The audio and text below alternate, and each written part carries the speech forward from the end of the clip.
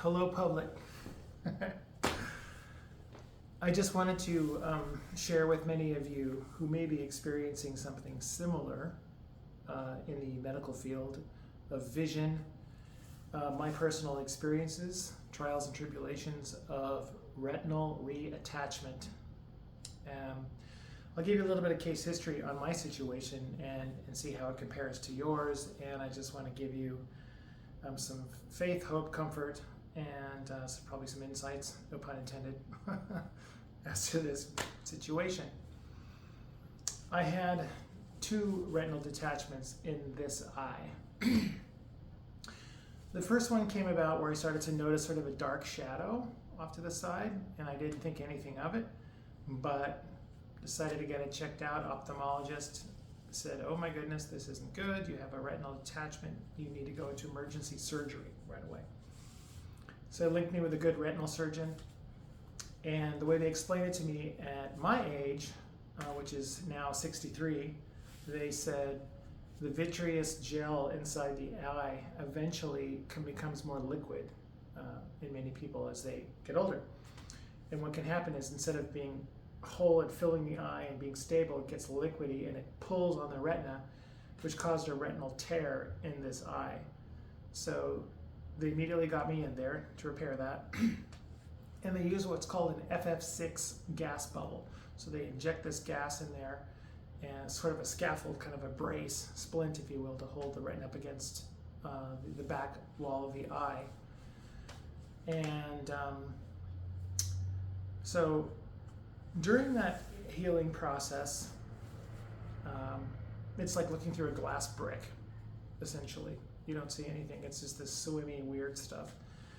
But you have to take a deep breath. You have to go inward, and you have to surround yourself with friends and love and all that support. It's helpful. And just know that this too shall pass. Everything in this life passes. Guarantee that, right? Everything's going to change no matter what we do.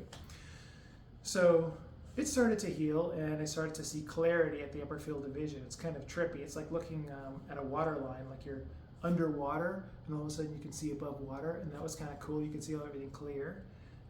And that was the process of the bubble dissipating. They used a 2-week gas bubble. There's different kinds of oils and bubbles and things they could do, but they wanted to make it minimal. So, like I said, they went in there, they did a little TIG welding, little tacking with a laser around the retina to hold everything. And then they inserted this gas bubble to kind of like keep it stable. Additionally, they gave me antibiotic eye drops and prednisone eye drops to use 4 times a day. And I gotta admit, I was a little flaky on the prednisone drops. I'm not a big fan of steroids and prednisone. I thought I could do turmeric and some more groovy stuff and whatever. But anyway, it started to do its thing and started to heal. Then the vision got better. I mean, much better. Got, okay, but I started to have long distance blurry vision. Not really pronounced, but it was like blurry at the distance. And I thought, well, maybe that'll, as the eye continues to heal, maybe that will pass. But the blurriness ended up getting stronger and stronger. And then at one point, I was doing a lot of things. I work in the trades. I'm also a musician, so I'm always active, always doing things. Never stopping kind of person. And I started to see another kind of shadow that suddenly started to form.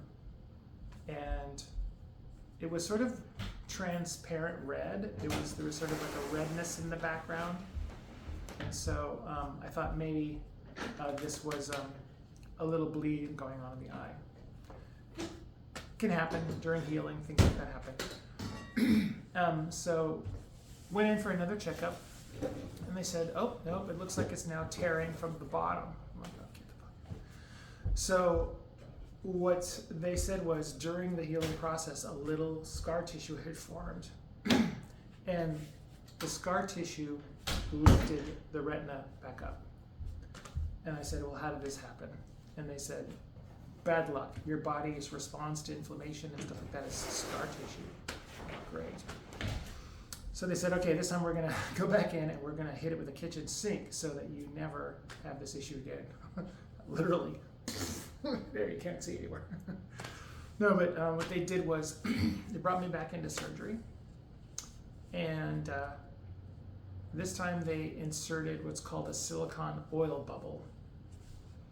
This doesn't dissipate. It stays in there for 2.5 to 3 months, and then you have to go back in for another procedure. They pull the oil out and insert a kind of a saline solution, and that is more natural with the eye, and then later your body's aqueous humor fills it in there, and it starts to make your eye normal, so then your eye's normal. We're talking though about 3 months.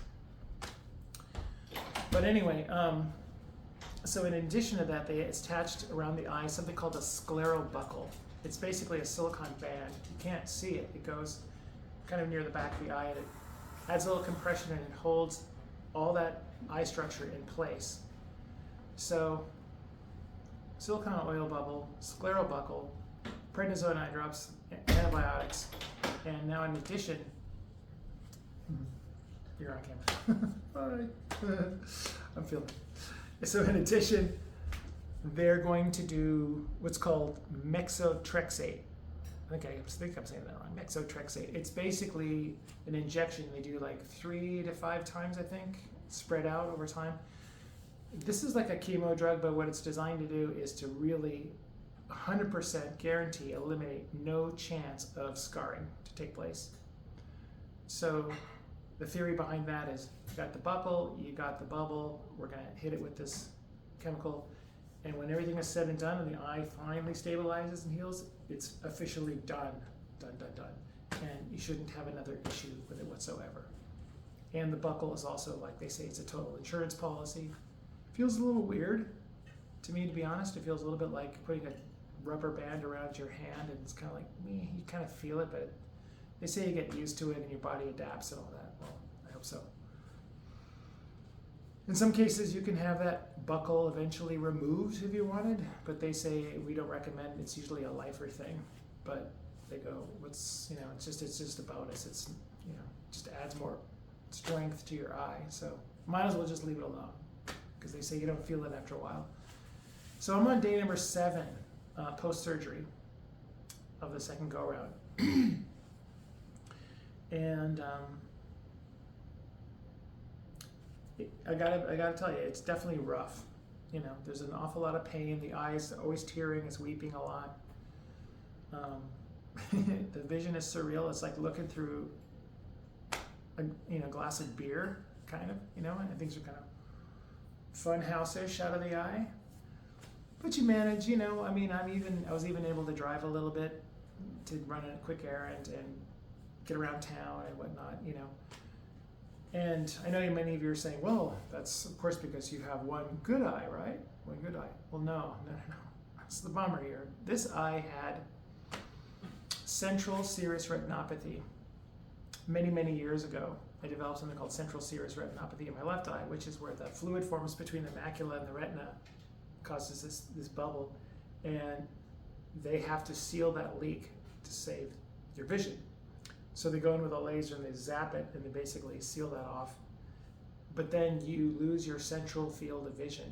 So what I have in this eye is peripheral vision. I can see on the periphery. Dead center, I can't see anything. Periphery, yes. So I got peripheral vision in this eye and a glass of beer in this eye. So it's pretty crazy. But you can see I'm in relatively good spirits. Great doctors, great science nowadays. There's somebody you should research just for hope and prayers and all that good stuff too. His name is Dr. David Sinclair. He's an Australian guy, Harvard professor, and he's working on regen systems in the body, because we all like regenerative medicine now, preferably, right?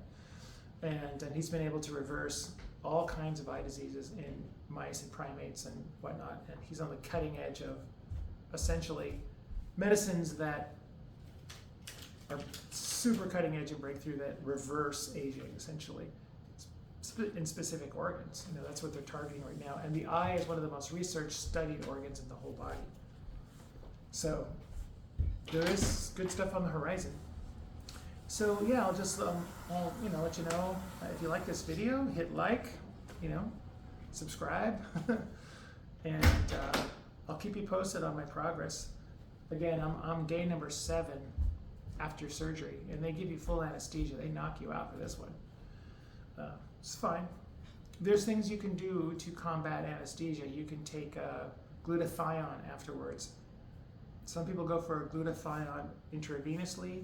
Some people do it as a suppository, is another way. Anyway, your body really hyperabsorbs it. Because what it does is it helps dissipate and remove the effects of the anesthesia.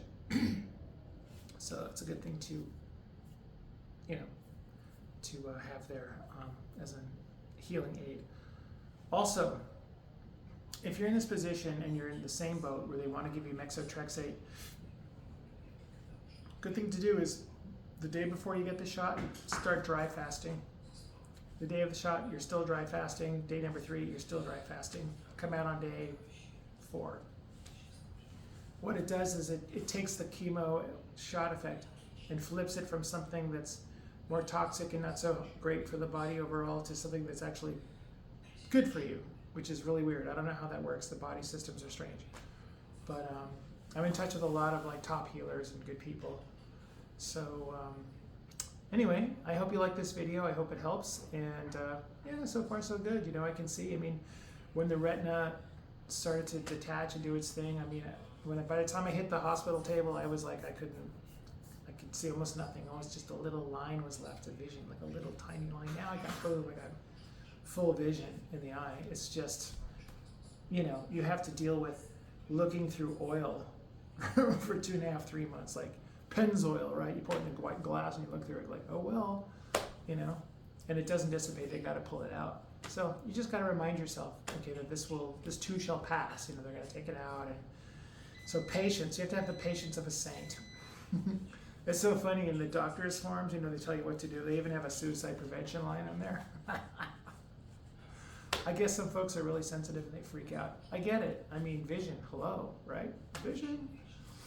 So, but the tech is there, and as long as you catch it, if you guys notice anything funky in your vision, like even slightly, go immediately to an ophthalmologist, get it checked out. It's worth it. Because if you catch it early, you always want to catch this stuff early. They can take care of it. The day that I came onto this one strongly, I was scheduled to go do a heavy project up in Oregon, and I was supposed to leave out a truck that afternoon. And I would have been gone for 3 days. And I was on the fence. I'm like, make the money, get the surgery, make the money, get the surgery. But then I was realized, well, shit, if I don't do this now, fuck, I'm gonna be blind. So I'm like, screw the money, surgery. But it's okay. Well, anyway, thanks for watching. Again, like and subscribe, and I will continue to post more videos as I progress over the next few months. So this is day 7. I'll update you, a month from now, and so on and so forth. All right, blessings. Thank you.